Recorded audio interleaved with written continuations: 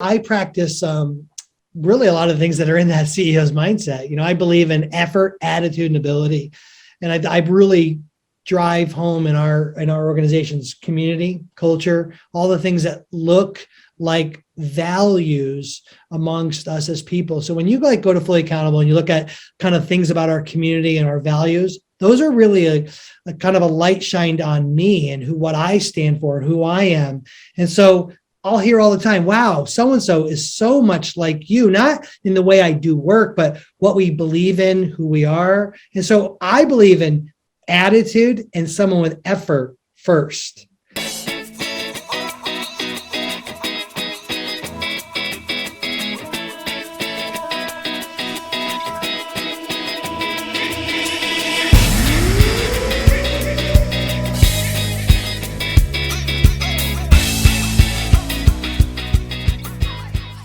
Thank you so much for tuning into Journey with Christian D. Evans podcast. I'm your host, Christian D. Evans. And guys, we have someone very special on today because, guys, most of you guys are stuck at that $1.1 million, $1.3 million.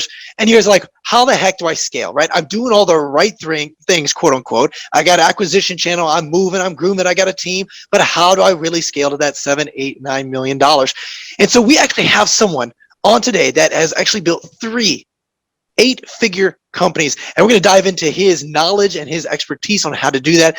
He is, quote unquote, the CEO of CEOs. Now, he is an entrepreneur and a best-selling author who has over 20 years of experience growing and scaling multiple 8-figure companies. His most recent mission is helping e-commerce tech and digital business owners improve their financial fluency and operate their accounting back office as a profit center. Like I mentioned, he has grown 3 8-figure businesses with fast growth, many customers, and low margin. He has discovered the issue was that he lacked financial fluency and gave back much of his hard-earned money in cash waste and no margin. With no good solution in the marketplace, he has founded Fully Accountable, an outsourced, full-service, cutting-edge accounting firm that helps e-commerce digital business owners through fractional, CFO, and accounting services. He's been awarded Digital Marketer of the Year multiple times and has been featured on many top-rated national podcasts and other media outlets such as Business Insider. He has also authored 3 best-selling books, which we're going to be diving in today, and has guided Fully Accountable to the Inc. 5000 as one of the fastest-growing companies in America. My friend, please welcome the top 5 outsourced accounting firm CEO by CFO Tech Outlook, Vinnie Fisher. How you doing, my man? Christian, thanks. That's a wonderful introduction. I mean, gosh, you should play that back for my wife and just tell her what kind of a big shot I am. That's awesome.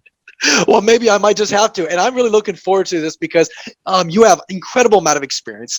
And a lot of times I get 7-figure entrepreneurs on here, which is awesome, mid 7-figure entrepreneurs, but not 3-time 8-figure entrepreneur, right? And so one of the things is our audience has a tremendous amount of, hurt right now and pain. They had a pivot, definitely COVID, and obviously they're always pivoting. That's just the way of life. But I really want to kind of dive in real quick, the CEO's Mindset, your book. You talk about, in this book, you've been able to really identify a few critical areas in the company that really need to scale. Hiring practices are inconsistent. No formal online business accounting. Team building and training is lacking. Team got away from a clear and simple marketing message. So with that, from your many, many years in the industry, how were you able to identify those 4 areas that really help you explode your businesses? That's a great question. And honestly, it starts with self-awareness. Like when I looked, we're actually here at our 4th 8-figure business now, Fully Accountable. And so not just 3, we're doing it again. And so I'm excited about that. But honestly, I only sold one of those 8-figure businesses. I broke 2 of them. And when I look at where, I sold one of it for parts, which was really the genesis of writing the book. When I honestly took an assessment of what we were doing well and what we weren't doing well in the organization, what bled out of me was kind of this like tactician's book of like, if I do it again, here's how I would do it. And it was like here were the things we weren't doing well. And, when we looked at the people side of our business, we weren't doing hiring well. We were just kind of hiring by breath or accident. There was no purposefulness to it. And then worse, we weren't even coming alongside them and systematically putting process and training, consistency with them. And then finally, the thing that led to Fully Accountable was this idea that I would grow up these wonderful businesses. Our team would do all this great work and we'd give a lot of it back because of just not really dedicated to growing process and structure within the operation. Well, and that's interesting. I appreciate you also being, kind of transparent and saying that the two that you actually did, they kind of fell into pieces. So let me ask you, when you were kind of analyzing those, right, during that time frame, Yep. what did that look like, and what were some of your questions that you asked yourself to really get to the root cause and say, this is the reason why this did not succeed, and this is the reason why it did succeed? It took me a long time to realize one of them that was important is I have this very quick start personality. Like I probably pick me off a short bench of someone to start something. I'm a very 0 to 1 kind of personality person, but I'm not a 1 to 10 person, which is that person who loves operational consistency and develop structure. I like to launch it. And honestly, I would grab the ball of too many things that required a 1 to 10 mentality, not a 0 to 1 mentality. And I eventually started to become very aware of those things and hire and bring around me people who love 1 to 10 more to 0 than 1.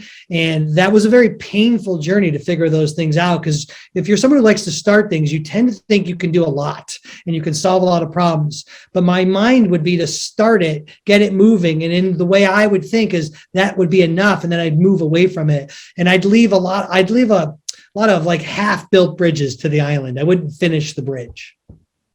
So I like what you just said, that 0 to 1 versus 0 to 10. And so let me ask you, what is the paradigm shift? What's that mindset? What are those certain things that you're like, okay, this is how to think from 0 to 10 versus 0 to 1? Yeah, the other way around, like 0 to 1 and 1 to 10. And so the paradigm shift would be very simple like this. It's a starting attitude, like getting something going, even within an existing organization. And then when it goes from like either launch or new to ongoing or maintenance, you really have to have a pulse at actually improving something, not starting something. And I have to make sure that I bring along someone in our organization who's going to be there and steward and shepherd improving it, not creating it. And that shift is delicate. And it's not 4 weeks in or 8 weeks in. There's a time where like in an organization, an offer or something new or a service has to switch from new to maintenance. And figuring out parts of that is this idea of who should be in charge of operating it. And so like here at Fully Accountable, our COO, when we get things moving out of new, Rachel and her team take it out of my hands and they operate it different than it being in like R&D or new launch. So let me ask you, when you're doing a lot of hiring processes, okay, Yep. Because you basically create a system that is consistent throughout, the whole thing. Yep. I do know that from business owners that I've worked with, a lot of times the bottleneck is themselves, of course, naturally, right? And the Yep. thing is a lot of times they are involved with every aspect of their business still. And the biggest thing is when they want to hire or promote someone, they're promoting someone that doesn't know or hasn't been there yet. And so I'm curious, what is your strategy in regard to hiring the right people and obviously really identifying that a little bit?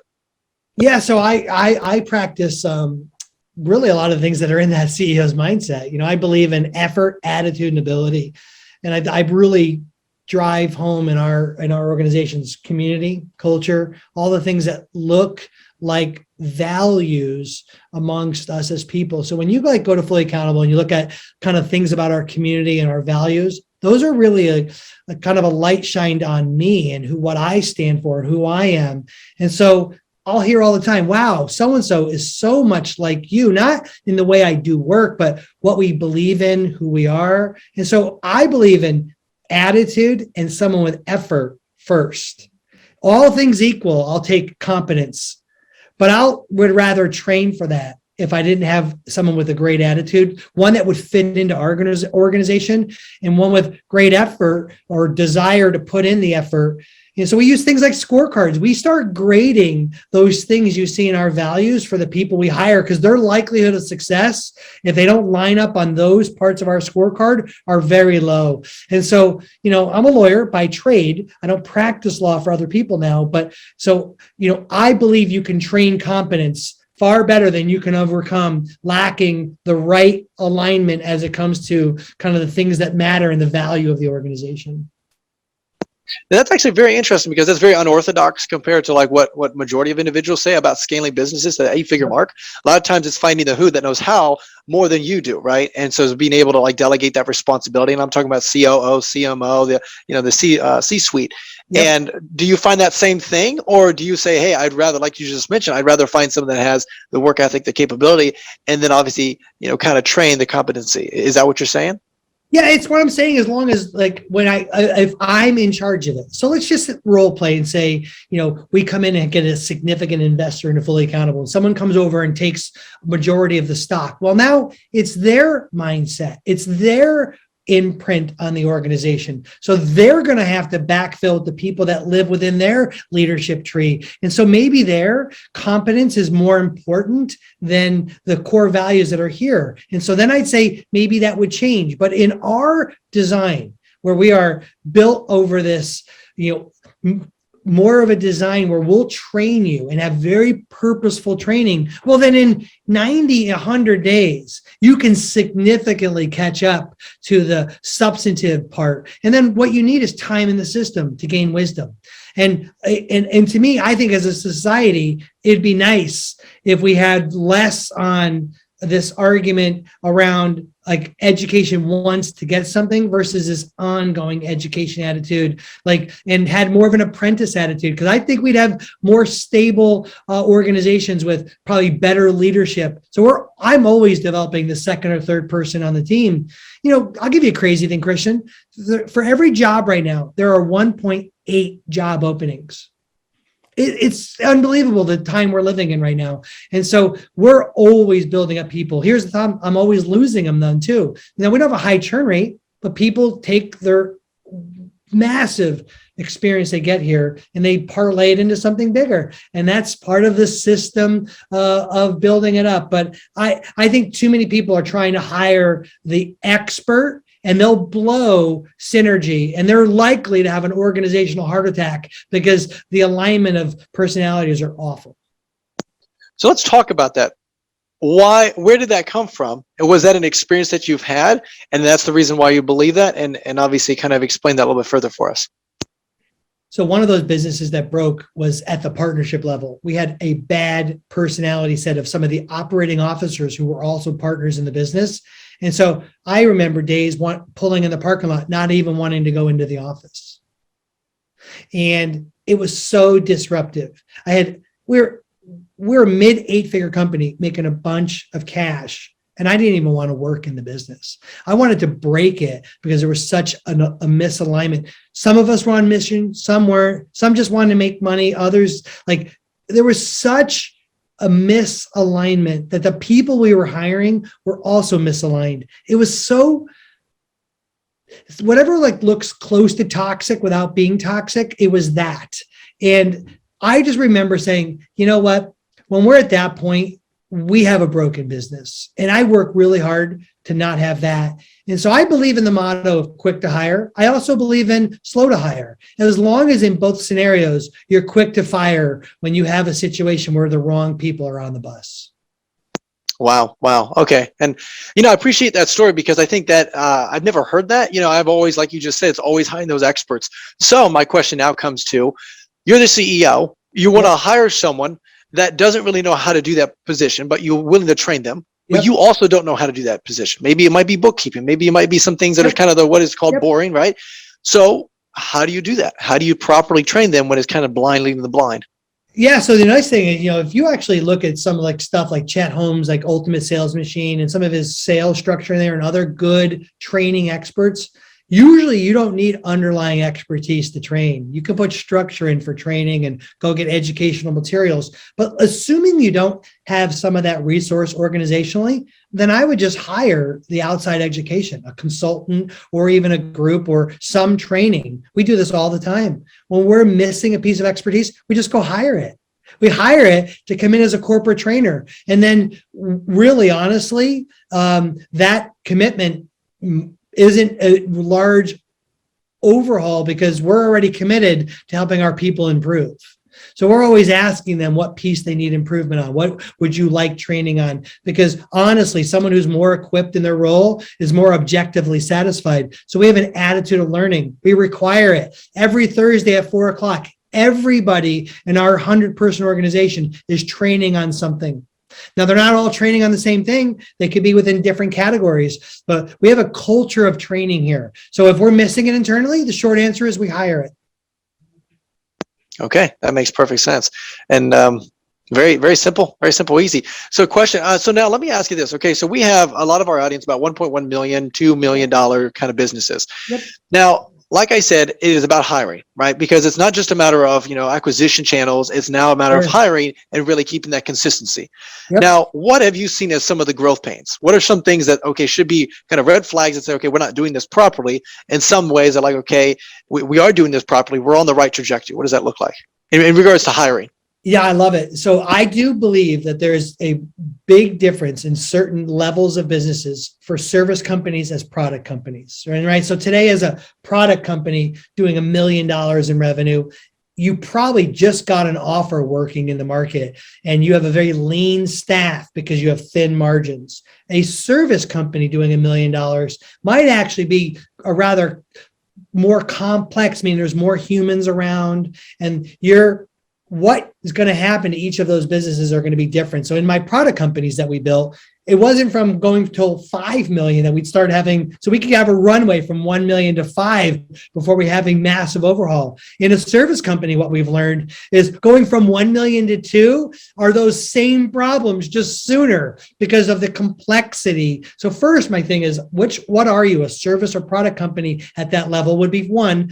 So let's just play along, since 8 out of 10 or 4 out of 5 businesses in America are service companies. Let's just start there. And when you're $1 million in revenue, since most service companies make money on knowledge, who you are as an expert, one of the problems that happen as you grow from $1 million to 2 million is the knowledge drain if one of those experts leave. And so what I encourage is try to put some system and consistency in the deliverable of what you do so you can help guard against knowledge drain if one of your experts ups and leaves. And this is what happens in professional firms. There's such knowledge drain, and to steal from LeBron, there's not a next man up, because when that knowledge bank leaves, it's such a damage to the organization.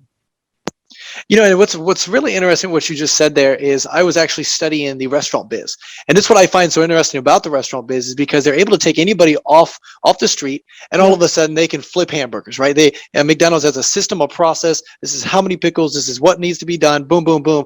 And then you just think about that same structure, just elevated even higher, right? And just being able to now, so my next question is, because you're talking higher level stuff. Sometimes, that's right. I mean, very analytical bookkeeping processes, Yep. marketing structure processes. So how do you stay consistent with that? And like you said in the book, really being able to build that foundation so that, okay, now when that person leaves, like you said, there's not that massive drain. You have this, do you use Kajabi as a resource, or what does that look like? We actually, early on, were using a bunch of hybrid tools. We built a thing called Your Back Office. It's our way we run our business. We also use it the way we deliver tools to clients and reports. We initially built it as the way to house our trainings and our library and our documents and store things that were in the cloud. One of the things I think happens in trainings is people want to train on the most extreme, ugliest headache going on right now. And what we came up with, not ours, we just took it and made it better. But like that idea of like training on the 10 core things that are important to what you do as a business, and keep training on those things over and over and over. And that's what we do. And that's why like there's a core, I don't know, including contractors, we're over 100 people, but we continually train on the 10 things. Now, there's an 11th thing, Christian, like there's this unique, weird thing that comes up, or in our world, like what's going on right now, the employee retention credit or some COVID-y type stuff are going on. Those are going to disappear as fast as they came in, but we got to deal with them. But we would call that the 11th training, not the regular 10 trainings. And sadly, I think most organizations take those 10 things for granted. They could use to look more like a franchise or a restaurant and keep doing those things, because consistency and efficiency are ultimately what thrive over expert or extreme knowledge. And that makes sense, because now my question is like, okay, you have the CEO that produces those trainings, right? And a lot of times in video format, because then you don't have to redo it. Yeah. Hey, Billy Bob, watch the video, and you don't have to, waste a lot of your time on onboarding, right? But however, though, let's say you've hired someone that's really good at YouTube ads, digital marketing, stuff like that on the front end. Well, then how do you facilitate, hey, making sure Billy Bob is recording some of why he's doing the things, way he's setting up processes, way he's setting up campaigns? Like, what does that look like to make sure that that's staying consistent, and then just kind of duplicating that throughout the whole organization? Hey, fulfillment. Hey, how do you success, right? Your success client or success manager leaves. Well, I need to find another success manager to come in and implement what that person was doing, and obviously where they left off. So what does that look like? Yeah, so there's process and tools out there, but for us, it started with Dr. Arwan Gundy wrote a book called Checklist Manifesto. It's not about a list of things you need to do. It's about a list of things you shouldn't forget to do. So in the digital world, with websites and ads and tracking audiences, almost invariably on our programming team, when we were building software, we would almost be shooting ourselves in the foot on the things we forget. So what we started building was this checklist manifesto attitude at our company. Here's the list of things to do your job well. And so can someone else step in and run payroll or actually implement that item for the business? If they can't, then that means that we're missing the documentation in order to do that correctly. And so very regularly, we try to reduce things so that we're just not relying on someone's memory. We're actually reducing it to a not to forget list. And so it's a way to have documentation in your department. And again, there's a bunch of tools out there, so I'm not going to advocate use this tool versus that tool, but this attitude that a department shouldn't have a single point of failure because of someone's memory. It should be documented on how to actually not execute on what things not to forget to execute in that department. And honestly, doing that removes a lot of those repetitive errors that happen within a department. Gotcha. So now, and I appreciate you diving into that, because see, one of the things I was talking to one of my, I think I was reading that somewhere actually, and we were talking about it in one of my business conferences, and how you need to have X amount of revenue per employee that you hire.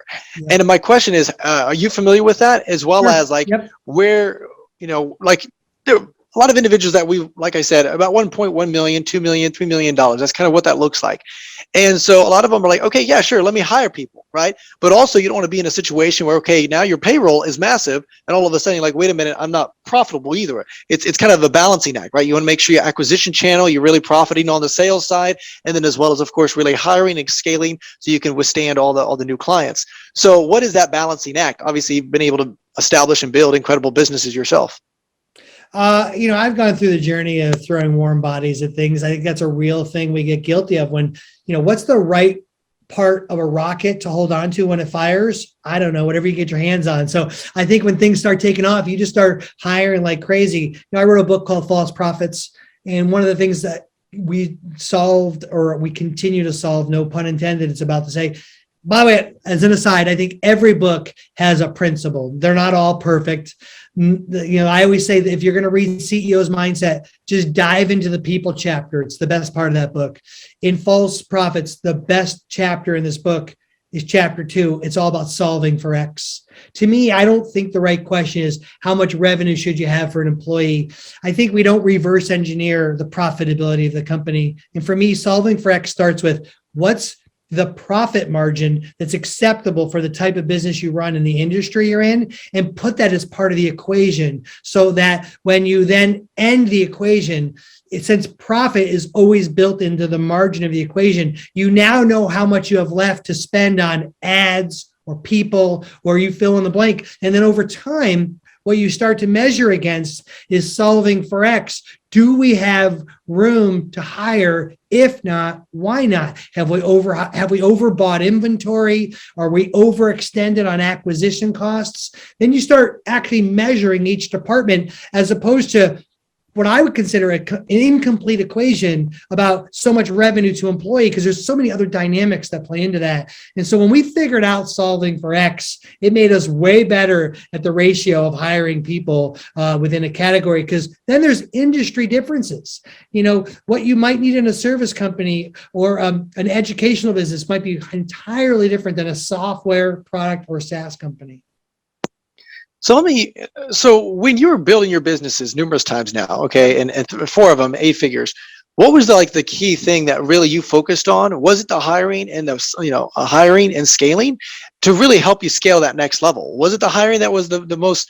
I'll take Christian for me. I have a high EQ. I do people Nice. over systems. Now there are people who are more systems people, and they're always going to lean into systems. Now, thankfully, I hired a COO who by definition has a personality that's a perfectionist. So she is all about systems and structure. I've had to help her on the journey of people, and she's helped me on the journey of systems. But I am always throw a good person at it before I am a system. That's just the makeup I am. So I put a lot of my energy into people, and I'm a behaviorist, right? So I've been good at marketing because I pay attention to people. I'm addicted to people. And so I'm always going to take more risk and have a little bit heavier payroll than someone who's a systems person. Nice. I love that. Okay. So let me ask you, was that also like the pivoting point for your really massive success, is being able to delegate something that you're not the best at in your business?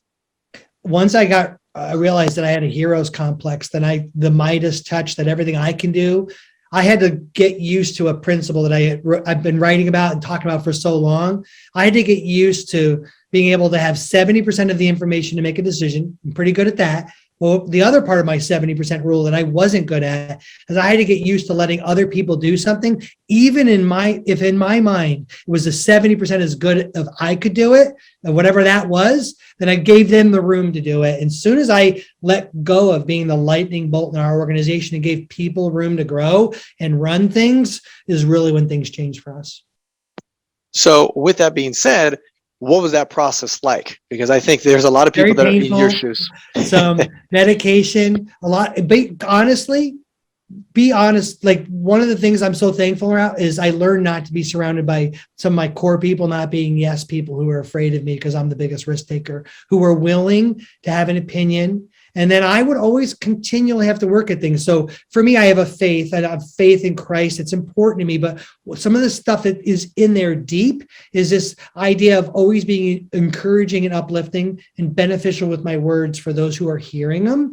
And so I have to constantly check at the door, ego and experience, and call my shot and give room and train and make it bigger than myself and work with other people and give them opportunities. And when I continually do that on a daily basis, some of it's hard. Some of it is me acknowledging some massive, massive errors. I don't even use the word mistake, by the way, because mistake is lacking accountability, but massive errors I've made for our organization. And I live that in front of our people. And if we're doing a better job than not, we usually have really dedicated people who will fill in those gaps of my massive errors, and we just become better as an organization. I love that. Because see, one of the things one of my mentors, he built an incredible business, and he was telling me kind of basically how when he was able to remove himself, the actual business actually exploded because he was the bottleneck. He didn't know everything, and so he was able to move out of the way. And so I believe that, by the way, just so your mentor, he and I are the exact same way. I believe a CEO on real high level should look more like an advisor and less like an employee of the organization. And I've learned over time to be better at that. I'm probably excelling the best at that now in this organization than all the other ones combined.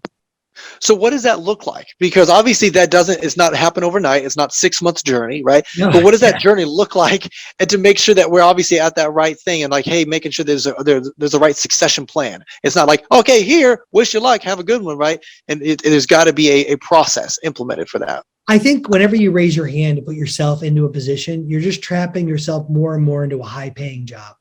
And so I think you got to do a job. You got to find a way to, on a regular basis, be removing yourself from raising your hand to solve every problem of the organization. One, because there's probably people like you said who are better at solving it. Two, if you want something to be bigger than you, than the shadow you cast on the organization, then you better keep retrapping yourself into things. And one of the telling items is when you say things like, ooh, I can't really afford to hire that person to do something. You need to take risk as it relates to your salary back to the organization. Now, I do think I need to get paid for my company, but I also think there's this balance that if I want something to grow, then I have to allow others to be in a position to make decisions. Well, if you're not doing that regularly and you're wearing a lot of hats in the company, I think it speaks to this control freak, Midas touch, you need to do everything thing. And since I've gone through that, I know what that looks like. And what your mentor said is right.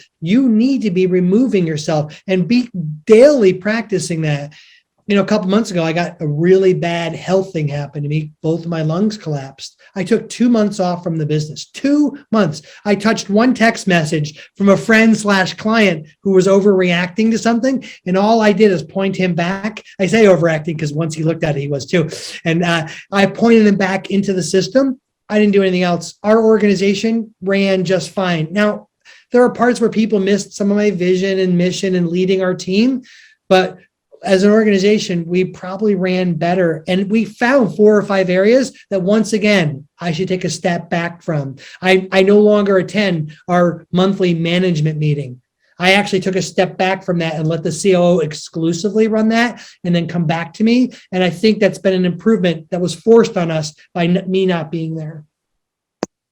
Wow. And that's actually a good thing, but it had to happen in a not good way, which is interesting. Okay. So what were some lessons that you learned from that? There was like, now you know that. Are you being more intentional in regards to doing that? And when you're on mission and you love your business and you love the people you help, when you're someone who just like is trained to solve problems, you just want to get in and help.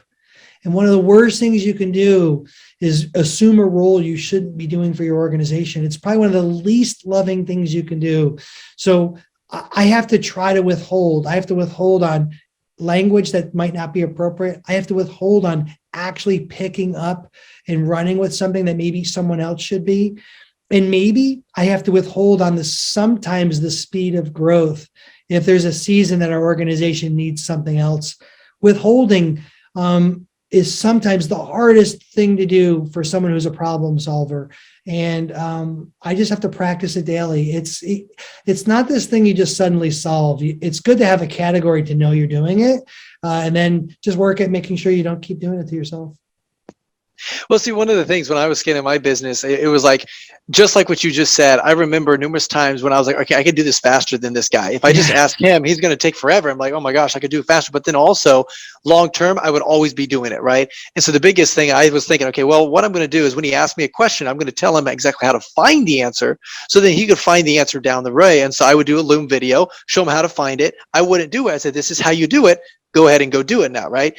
And then, of course, if you ever ask me that question again, I say, did you go watch that video that I just showed you 2 months ago? And again, what was so beautiful is now we created a system where, hey, it was becoming less and less and less. But like you said, it was over a period of time. It didn't happen overnight. And I think sometimes I think that's the right perspective, but I really want to dive into that a little bit further. So now when you're hitting that really high level and things are really moving, what are certain KPIs, Vinny, that are you noticing, okay, as a CEO, you should be focusing on? Because you don't want to get too much into the weeds, because you gave ownership to that CMO, COO. That's their ownership. That's their baby.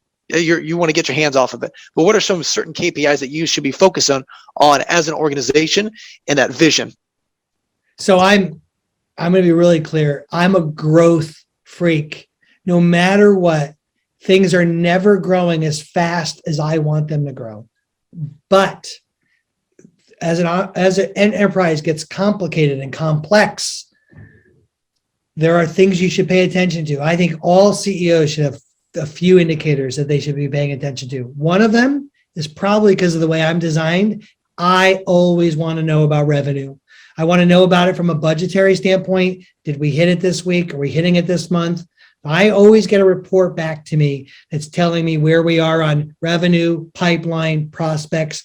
I'm not too far away from the sales and growth teams. I just want those numbers. It gives me an understanding that someone other than me is paying attention to that. I can't tell you how much of a trigger it is when I hear people say that the CEO shouldn't pay attention to those things. Like, maybe I'm just so biased, but I got to know that someone cares enough that they're paying attention to that. So that's one. Two, profit margin. I've learned so much from my errors that, because growth freaks are always worried about the dollar at the top, not the dollar at the bottom.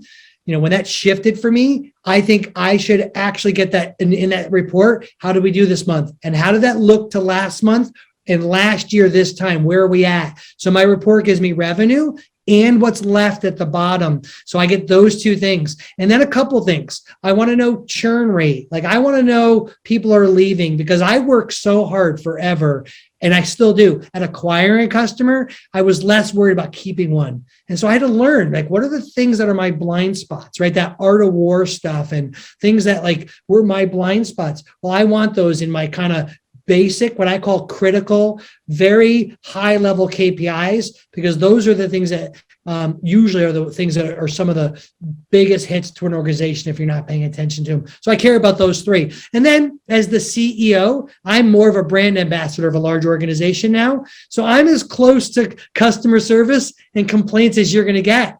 But I want those because I think it helps us on the things that we're going to improve. And I don't love it, because I'm always like the most defensive of my baby, but it's the part that's going to allow us to improve if I can embrace being close to the things that we can get better at. Well, and you said this because you said you hired an operations individual, Yep. and you're not really the best. However, that operations individual helped you with systems and processes. So what are some things, definitely because you wanted to, 10X, you obviously wanted to produce incredible results. So you had to get good at something you really didn't care for. And sometimes we think about, delegating, I don't have to worry about it ever again, but you still actually are very involved with that. And so I'd like to see, how involved are you, but also how did you adapt to be able to consume a skill that you really didn't care for? Well, I want to be really super transparent. I am not operationally efficient. I still have very much more of a free spirit, freewheeling person about me. I learned to not be a lightning bolt to the organization before fixing some of those things that I don't think are ever going to change about me. But the thing that I spend a lot of energy on is in our organization is helping people to critically think. So back to your analogy earlier, where you like build out a Loom video. For so long, I've been like, the way I teach class at the marketing school and the board I'm on and the stuff we teach, I continually do this. And some of the best language I heard was in Chris Voss's book, Never Split the Difference. He said, if you want to be a good listener, ask good questions. I'm like, oh my gosh, that's totally true. So when someone comes into my office, and they can be the newest person on the team, and they say, hey, what do you think about this website? I don't even give an answer. The first thing I do is say, what do you think? I want their opinion. So I am continually working at helping people have an opinion so they can learn how to critically think. I think one of the things missing from knowledge workers is actually learning and continuing to develop how to critically think. They're just waiting to do someone else's work. And it's really one of the worst things you can build or continue to replicate in your organization. So what am I working on? I'm always working on leadership development, and it comes from the basis of critical thinking. Oh, I love that. I love it because there's this quote that I was listening to. It's not what to think, it's how to think, right? And there's such value behind that. And what is so interesting to me is I think a lot of times, and I was talking to my dad about this. He's been in the educational field. And a lot of times when a professor would say, okay, this is what I want, this is an outline, and this is exactly what I want in it. And guess what? The A students would give exactly what you wanted. But it was very interesting because my dad would always do the opposite. He would say, this is the baseline, I get a C. But you determine what an A looks like, right? So now all of a sudden it was more of that critical aspect, like, okay, hey, I can be creative and grow as big as I want, but also there was no cap. But I think it's interesting. At what point did you start realizing, okay, this is what my skill is that I need to focus all my time and energy on to help really that critical thinking aspect, because I think it's very lost in this culture. Yeah, it's funny under this kind of like minimum needs, like very Maslowian thinking, like when your basic needs are met. And so in organizational throughput, like Deb's my wife, when we reached a certain level of, I guess, worldly success and we paid our bills and we didn't want for much, I was starting able to pay attention to things that gave me fulfillment or joy. And it was like this helping someone to think and do things in our organization. Like there's an objective indicator that everyone in our organization has that he or she has for measuring their own performance. That came over this idea that they didn't have to sit around and wait for Vinny to say, attaboy, good job. Way to go, girl. You did a great job. None of that junk. That's still important, but it's nowhere near as important. And I started paying attention that like, wait a minute, I actually critically think constantly for us. And I get exhausted when I critically think for others. But when I started recognizing that little wins were when others were critically thinking, and even if it was wrong, but they had an opinion, I found like this part of my soul. Like I felt I was joyful. I would rather you have an opinion, even if it was wrong. And I was early on kind of gifted with that in some business stuff. And I've just been doing more and more of that. So you're uplifting irregardless, just because you want to create an atmosphere of growth. I think that's awesome. What are some, maybe resources or things like that you recommend that help that critical thinking mindset? That's really good. I think some of the, I think that anything that sits within your lane of what you're doing, where you have to get better at, there's like, and I could certainly like put a link in here about like best book reads. By the way, I want to give an aside before I give a specific answer. If you find a book that is helping you in your season or journey, books can have seasons, right? You might not read it the certain way you read it before, but there's only a few that stand the test of time in your own life. But when you find a book or two that are really good, you should be rereading that book. Don't go look for just a new one. Reread those books. And so for me, some of my rereader books are all internal things, like Man's Search for Meaning by Viktor Frankl. When I think substantively, I think about influence, or I think about anything Dr. Cialdini writes in addition to that. Like I just love behavior of customers. When I think about leadership, I'm a Peter Drucker everything. I think about Effective Executive or everything he writes, but I love more of it's always back to a thinking person. And so I would specifically read those books I mentioned, but I would find the ones that speak to you and who you are and what type of leader you are, and find one or two or 10 and reread them, not go on a journey looking for another one. I love it. I love it. I love it. So, and this might be a total off question, but I want to ask you this because I do understand. I had someone on my podcast that talks about creativity, and you got to surround yourself in situations where you totally get yourself out of the business and just be in random things that help you think differently and process things differently and just be creative. And so my question to you, Vinny, is what do you do now with a little bit more freedom that is just so totally irrelevant towards your business? It's not even business related, that helps you kind of engage that creativity aspect of your mind? Well, one thing I do, I invest a lot of money in, is I go join mastermind groups of people that are like, because in my world, I'm the center of the world. I'm one of the more successful people, and people answer into our system. And so I don't get a lot of differences of thoughts or opinion. So I have to go invest to be in other rooms. So I've been doing that for a long time. I highly recommend to do that. Go join the group and you'll hear different perspectives. It's almost like they're like an informal advisor to your company. But honestly, probably the place where I get the most perspective is two places. One, I actively mentor young people. I do that in our church setting where I mentor like late high school, early college people. And I do that from life and things. Well, gosh darn it, out of the youth or the babe comes craziest things. And so my wife works with our really young kids at our church. And I was just having at lunch yesterday, I said, hey, what happened? And she told me 3 or 4 things. So I'm around youthful people. It is crazy, the difference of their perspective on some of your issues. And so I just had lunch today, right before our show, with a young man. And I was kind of talking about life and tax season and first quarter and all the hard stuff. And he threw out two or three nuggets about life. And I'm like, Yeah, that's really good. So I just think that if you put yourself in different places, even if you think you're mentoring and you have an ear to honestly listen, we can all have a multitude of counselors if we're honestly paying attention. I love it. I love it. And you're always just willing. It doesn't matter who, what age, where they came from. It's always attaching incredible amount of value for each person. Now, I will tell you this. A lot of my friends talk about hobbies and playing and all that. I probably could do better at that. And I'd say that I'm in a season of life where I have to look at the idea, this hobby, and do I have that? Because I'm a voracious reader. Does that count as a hobby? I don't know. Am I doing it because I'm always learning? I don't know. But I do think there's some value to that. Probably the biggest hobby set that I'm in right now is some purposeful attention to my own physical health and continuing to be better at that. And so, but the people who are talking about get out, go do something, play, and it ignites creativity, I don't think they're wrong. I just don't think I'm the one to give that advice. I love it. I appreciate the transparency, man. I love that you just focus on masterminds. And like you said, just adding value and just conversing with all sorts of individuals. Vinny, I really appreciate the value that you brought on. Just remarkable to see kind of just diving into just the business structure, the systems, your books, and just the kind of the community that you've been able to build. Now, Vinny, how can our community, how can our listeners reach out to you?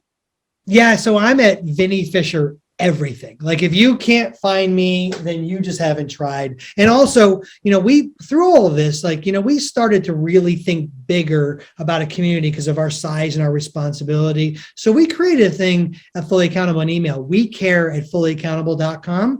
You can just go right there. And so then we also have a gift for your listeners today.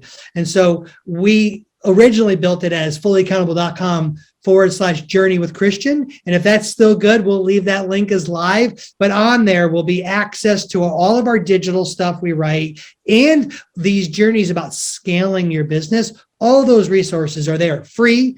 Well, I guess kind of free. If you got to get access to them, you need an email to get there. So mostly free other than an email, but it's all there for you without any disguised sales pitch. And we just want to help people break through. Only 7% of companies get to 7 figures. So the journey is now only 7% of companies. So to help them get to 8, we realize it's more operational structure. And we have a whole bunch of resources for your people right there. I love that. I love that. And guys, that link will be in the description below. Make sure you consume that content. That is just remarkable. I mean, think about that. He's built 4 8-figure companies. That's $40 million, guys, and probably even more. So that is a lot of value right there. And Vinny, before we let you go, is there any last words of wisdom that you'd like to share with our audience? Whenever it's raining, have a raincoat in the car. I love it. And that, my friends, is Vinnie Fisher. Until next time, that is Journey with Christian D. Evans podcast. And remember, be uncommon if you can. Hey, stop. This is Christian D. Evans, host of Journey with Christian D. Evans podcast. And I just want to say personally, thank you for listening to our podcast. And, if you love what you're hearing right now, please, like this, share this, and show some love to our guest and write a review and, share this with your friend, your family, someone that truly needs it, because at the end of the day, you can make an impact in that person's life by sharing their story with that individual. And again, if you're a new guest, welcome to our community. We're so excited. We're so just honored. And secondly, if you're a returning guest, hey, we appreciate the love. Thank you. Share this with your friend and family. And guys, remember, be common if you can.